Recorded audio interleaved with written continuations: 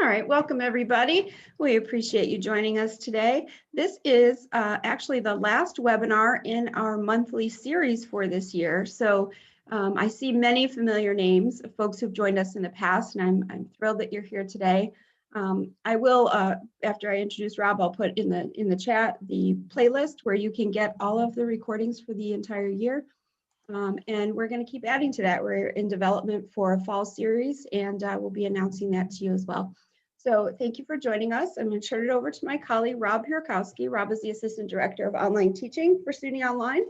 And Rob's going to share with us about assessing student learning online, and in particular, just talking a bit about rubrics as well. So love to hear about your experiences in the chat also. So I'll monitor that for you, Rob, and pop open with any questions that might come up. Hi, everybody. Thanks, Erin.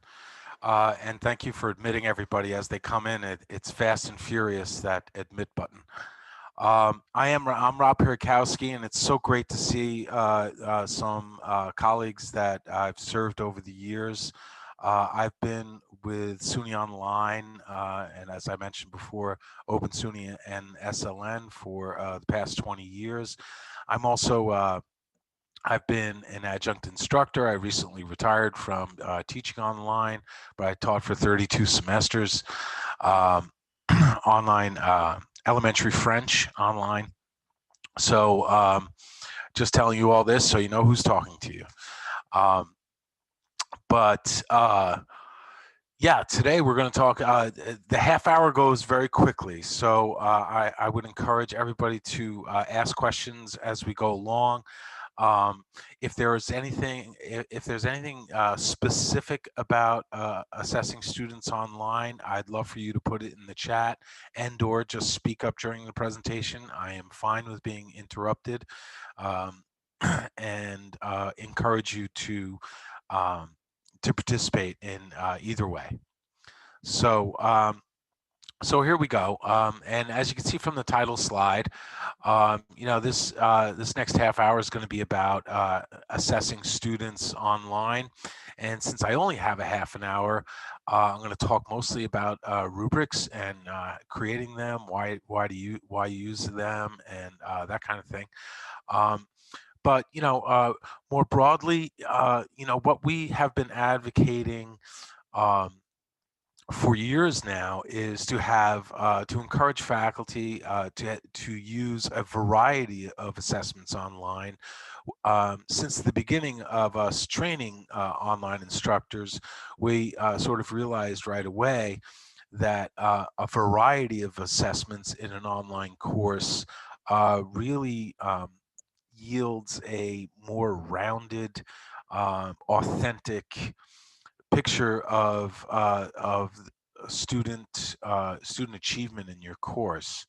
So you know, so it was also in order to mitigate cheating online, because that is always a concern for for new to online instructors.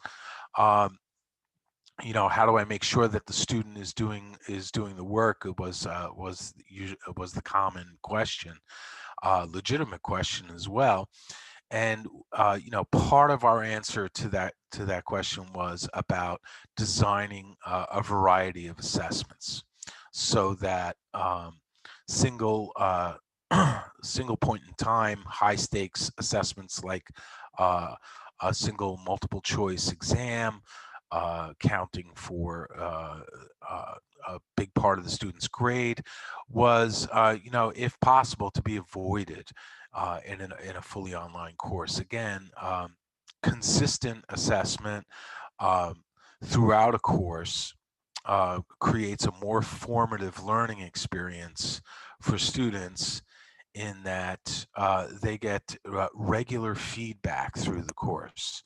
And we do know that that kind of formative assessment of student learning is very helpful to students. And even from a common sense standpoint, if a student learns early on that he, she, or they are somehow underperforming in a particular area, it's great. It's great when the student learns that right away and can correct their behavior. So in general, we promote, again, a variety of formative assessments in an online course, so that students have regular opportunities at regular intervals to assess their own performance, their own learning, and adjust if necessary. Of course, this also implies sort of consistent interaction with the instructor, which is also always highly encouraged. So, one way to to um, to put in play this regular assessment of students or assessment of students at regular intervals is through the use of rubrics. And so with rubrics, students are able to see exactly what is expected of them.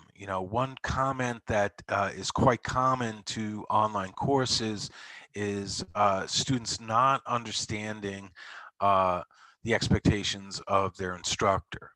So sometimes, they do great in an online course. The design can be super right up until the first assessment, and then sometimes, and it's quite common actually, where students underachieve, and they don't really know why. And so what rubrics really go a long way in mitigating that type of experience for students, because they articulate the expectations very clearly for students. And so if some of you are new to rubrics, I hope the slides that follow and my explanations are helpful to you. For those of you who already use rubrics, I would love for you to chime in at any time, and feel free to offer your insight into some of these principles in assessing students. So what I'm trying not to do is read all the slides to you. I do want to make you aware of um, this very cool function in Google Slides called captioning. As you can see, it captions in real time. Not so much fun for the presenter, but great for the hearing impaired. So if you've never used Google Slides to present, you might want to consider it. I saw this at a conference at a SUNY Online Summit, and yeah, PowerPoint 365 has the same feature. Oh, I didn't know it was built into Zoom, Maureen. So why use rubrics? Well, here on this slide, you can see rubrics are, work up front. There's no question about it. But for those experienced instructors in the room, you know that over the course of a semester, you'll spend a lot more time grading assignments and providing feedback to students than you will actually just creating content. So much like creating a fully online course, creating a rubric is upfront work, and it can sort of run deep in terms of you, the instructor, really digging in and thinking about what is important, and in a particular assignment, what you want your students to be able to do, and putting a fine point on levels of achievement in terms of the grading process. So it's certainly, it's great to collaborate with an instructional designer on this. It is great to use even reflectively when a semester is over, to look at how well students did on particular bits of criteria, and see where you can adjust your own teaching.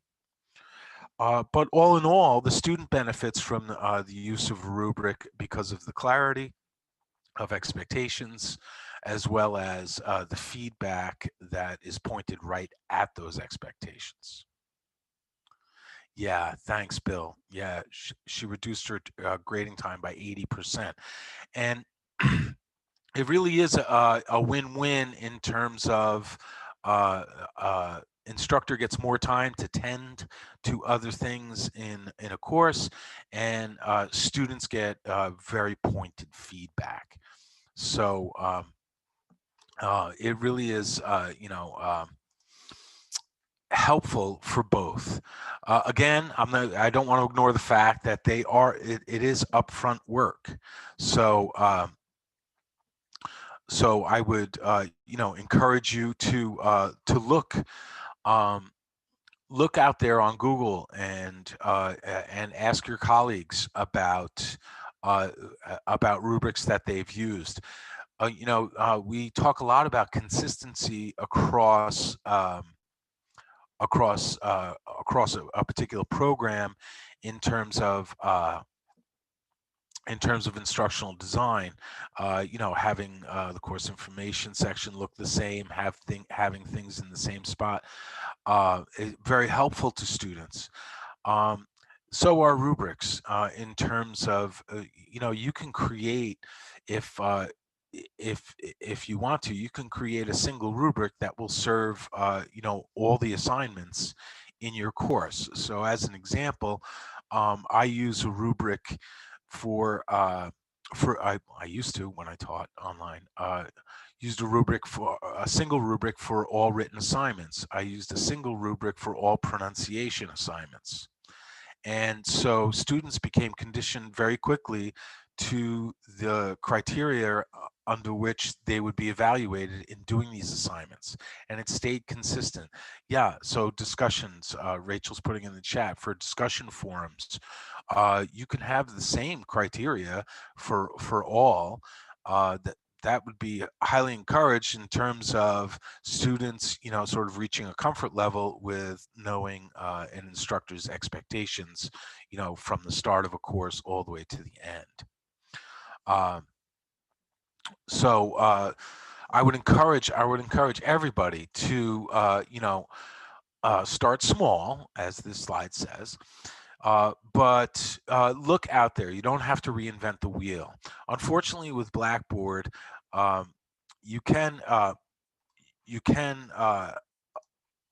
move rubrics from one course to another. Rubrics are portable, but only inside of Blackboard. So by that I mean, if you find a PDF online, a rubric that's in a PDF format, you can't just upload it into Blackboard. You'd have to type things in. But if a colleague has a rubric that works great in Blackboard, he or she can share that with you as a file, and as a Blackboard file, you can upload them and import and export them within Blackboard. So for those campuses that use Blackboard, I don't want to assume that everyone does. Yeah, cutting and pasting is really where you want to be, as Bill is putting it. But there are so many rubrics out there. You really don't have to reinvent the wheel. You also don't have to copy them in full. So a lot of times, I encourage faculty to look for inspiration from different rubrics, because there are lots of ones that explain some critical thinking skills and have criteria for different critical thinking skills, and most of us in this Zoom room, that's usually where we want to get our students to. Certainly in discussion forums we do, and just on the other end of the spectrum, you can have rubrics that are very simple. My pronunciation rubric in my French course, very simple in terms of the criteria for students to meet in their pronunciation. So the most important of which, usually for 40% of the credit, is it simply comprehensible to a French-speaking person. But they can be very simple. And actually, if you're just starting out with rubrics, I would recommend something on the simpler side. So I'll show you what that means when I show you design of a few rubrics. So again, just some points in terms of getting started. Yeah, on the first bullet, just we want to keep in mind that it is an assessment tool. Rubric is an assessment tool, so we would very much like with course objectives, we would want to use language that is measurable. So subjective things like creative and interesting, we'd want to drill down and sort of break that up for students, things that are indeed objective, not subjective. So and the numbers too. So one thing that's great about the Blackboard rubrics is that they require percentages and stuff. So there's certainly lots of students that are going to be interested in how many points things are worth and that kind of thing. And great for us that in Blackboard, if you use Blackboard, the rubrics and actually the rubric generators in other LMSs, yeah, they have points and percentages as well. So let's take a look. In Blackboard, the rubric tool is under the course tools. No big surprise there. So you can create one. This is in Blackboard. There's a dashboard where all of the rubrics are housed. This is where you create them. And when you do go to create one, by default, here's what comes up in Blackboard. So you see on the left-hand side the criteria, and in general this will apply to all learning management systems, in that you do get columns for criteria, and then rows for criteria, and then columns for levels of achievement. And essentially this is what you start off with, and as you can see, a relatively blank slate. One thing that you might notice right away is you get to weigh each piece of criteria, so things do not have to be even. You get to determine, essentially what you want to prioritize for students. So, but by default, the weight for each piece of criteria is even, and it all comes out to 100%. You may also know, if you're paying attention to the numbers, that a novice level is 0%. So right there, you might want to, okay, so those numbers want to be adjusted. Perhaps I would not want to punish my students at a novice level of formatting, as an example, with a 0. So we can also create more. We can create more levels of achievement and more criteria. That's very easy to do. You can see the buttons there: add row and add column. So how do you move the rubric from the rubric link into the assignment that you've created within the course?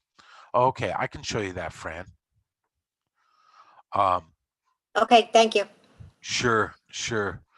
I'll do that in a few slides, though.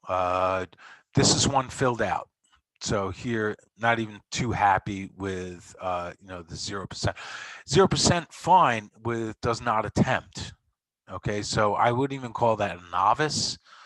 So I would want to adjust some of this. Not so crazy about the novice level. Also, just as a point of design, since we read left to right, I would prefer the proficient level on this particular rubric on the left. so that students read the desired exemplary behavior on each piece of criteria, rather than have to look all the way over to the right, because very often it is this this proficient, we start off when we create a rubric usually with we want to clarify the exemplary behavior. What is the full credit exemplary behavior?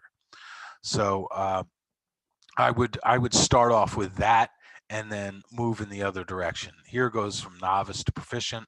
I would switch this around, and I always encourage faculty to do that, to go from proficient to novice, and actually I would create another column here, not attempted, so that the novice level is well, I don't even like using that word novice. So, needs improvement perhaps would be better for me. But let me go right to, I think it was Rachel's question.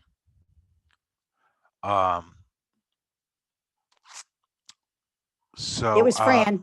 Oh, Fran, so sorry. Fran, I am going to, just to do this with you, I'm going to jump out of here and go into a course and just, Okay. to answer your question real quick. So please just bear with me for a second. So I think in this course, this was my old French course. So here in the control panel under course tools, come on, we see rubrics. Is everyone seeing this? I'm just Yep, realizing. we can see it. Yep. Okay, great. So here, there are no rubrics here. Okay, so let me go into a course that actually has rubrics. So sorry. I thought I had a couple in here. But most likely I dropped a few in here. So let's go to rubrics here. Yes, there are a couple of rubrics here. Rubric for grading, for discussion grading and stuff like that. So when I look at the, some of the assignments in here, so Discovering Computers, Chapter 3. If I go to edit that, oh, I'm sorry, that's a test. Let's go to the Stephen Crane discussion. I'm going to edit this. There is always a question about the use of rubrics. So this is the link information. So sorry. Tell you what, let's just go into this guy. When I go into an assignment, the question was about how do I link it up? So in Blackboard, we have under the grading possibilities, if we unfold some of these, we have add rubric. So rubrics in Blackboard are used for assignments and discussions for the most part. So what we do right here is we would add a rubric. We would either select one, and that of course assumes that we've already built some of these rubrics, but if we've built a rubric for all assignments, we would obviously attach it here. So I'm just going to just pick one so we could see how it displays. So when we do add the rubric, and it's right under the points possible for those of you who use Blackboard. Strangely enough, what we want to do is we want, by default, it says show rubric to students. By default, the answer is no. So, what we'd want to do is I would always want to choose yes here. I'd want students to see the criteria beforehand. And once we do that, students can now see the rubric. Okay, I believe it was the wireless communication report. If I go to, and the way I can check this is when I go to the student view. And I think I was in here. Yeah, when the students see it, this is the student view. they can view the rubric, it pops up for them, and they can see the rubric. Unfortunately, I picked an empty one for you. Okay. Does that answer your question, Fran? It does, but it doesn't, because that I know how to do that. What I'm Okay. asking you is, when I make a listing of all my assignments, I think it's it's the discussion board. Like, I want to put the rubric in as an attachment there and into the assignment instructions for the discussion, 3 posts a week with post by Wednesday and all that. And then I like to put the rubric right there, because where you put it, they don't find it. Yeah. I know that's where you're supposed to put it, but you don't know how many times they say to me, "Where's the rubric?" or "How did you grade me?" And I tell them, like, it's under the points and that's where it is. But Yeah. I like to put it as a real attachment. And what I end up doing is making it a PDF and then going to my, grabbing it from my computer. I don't know how to grab it from the content selection to put it in the assignment instructions. Yeah. So Dawn, I'm going to steal Dawn's idea, because that's probably exactly what I would do. It's in the chat. What I'm pretty sure what I would do is,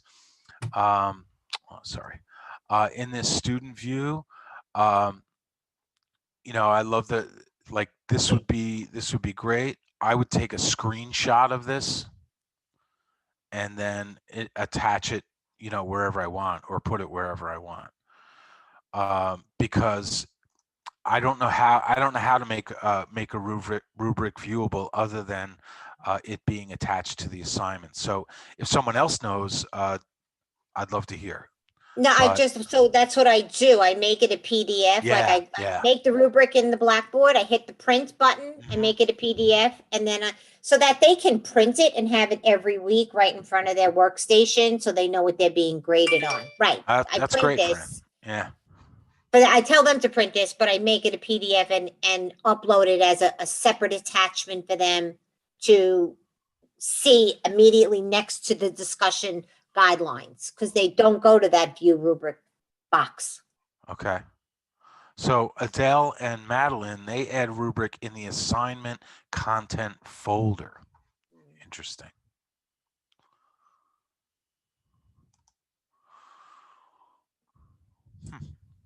Okay. I don't want to run out of time. I'm sorry, but these are great ideas. Thank you. You're welcome. You're welcome. Okay, so just again for the uninitiated, I just want to show you, how rubric sort of displays or renders in Blackboard. When you look at essentially in the grading process, I look at the content on the left. This is a discussion submission, and the rubric launches on the right. So essentially, it's preset narrative feedback. And so what happens is I read and then I click. And the neat thing is that just through my click, the student gets, a full couple of sentences on that little piece of criteria, how he or she did. So, and as I go down, this is a discussion forum. I'm grading, and I'm clicking, and again, the student gets a pretty detailed view of your assessment on each criteria point. Okay. All right. So one thing I would, just for those of you who do already use rubrics, I would, just would like to speak a little bit about alignment. So I encourage faculty and instructional designers to work with faculty to look at the learning objectives, look at the assessment instructions, and then look at the rubric criteria and make sure they all align.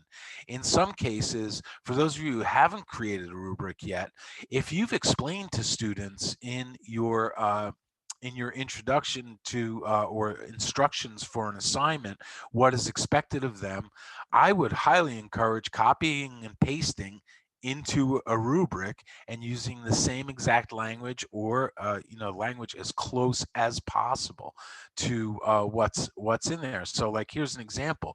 The learning objective outcome is pretty clear. The assessment instructions, I copy pasted into this little sheet, and then as I read through the instructions, I, as an instructional designer, say, oh, you know what, this is what, oh, okay, these things are important. It's helpful as an instructional designer to do this because it's sort of like a fresh eye on the assignment. And then I look at and then I make sure that these things are represented in the rubric criteria. Okay. All right. I already kind of said most of this. So what I want to do is I want to grab some of this stuff for you and make sure you get it in the chat.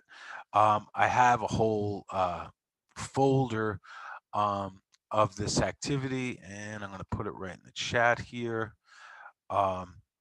including this presentation. So please feel free. The title of this presentation, you can see on my screen, is Using Rubrics for Effective Grading. Thank you all for your attention today. I know we're at 12:30. I'm seeing it with my clock on the wall. It was so nice to be with you, even in this Zoom room. I love seeing names that I haven't seen in a long time. Madeline, thank you for coming, and thank you all for coming. And Kathy, thanks so much. And I'll see you somewhere down the road. Great, thank you, Rob. I You're will welcome. add the link to these, the Google Drive rubrics to the recording site so that you can access not just the recording, but the associated materials here that Rob is sharing. So thank you, everyone. And that link is in the chat, but I'll post it again just in case it scrolled by you too fast. And you can find all of the recordings for the series there. So have a wonderful day.